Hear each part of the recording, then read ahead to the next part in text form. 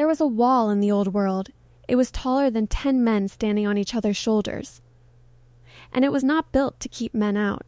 For most of human history, the worst thing in the dark wasn't another tribe.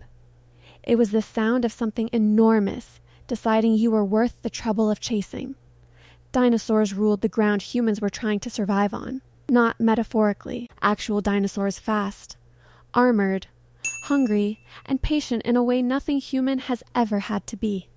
By the time this ends, you'll understand why early humans built walls before they built anything else. Imagine standing at a tree line at dusk. The grass moves wrong. Not wind wrong, weight wrong. Something with teeth the length of your forearm has already clocked your position. It is in no hurry. It has never needed to be.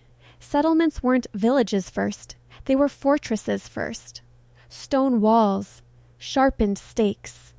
Fire kept burning at every entrance all night because the things hunting humans didn't fear fire, but they respected it. Respect was the only currency available. And then there was the sky. Flying dinosaurs didn't stalk, they appeared. A shadow crossing the sun, then a weight slamming down before anyone looked up. Humans built roofs over open ground long before they cared about rain. The sky was never safe. Think about how extraordinary that is, an entire way of life built around the geometry of who could reach you, and from where. The walls weren't symbolic. A wall that failed once didn't get patched. It got replaced taller because the things outside it learned. A pack of mid-sized hunters could circle a wall for weeks, waiting for one torch to burn low. But here's where it gets strange.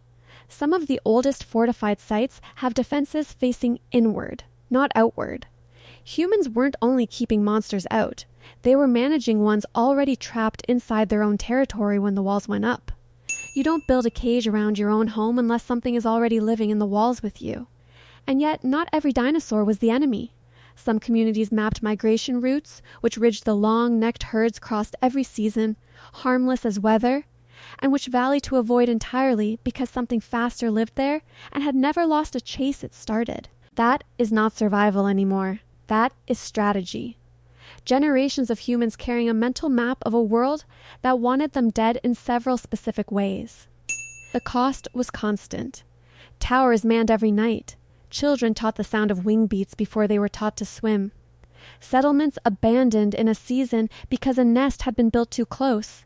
And nothing, no wall, no fire was worth defending against a mother the size of a house.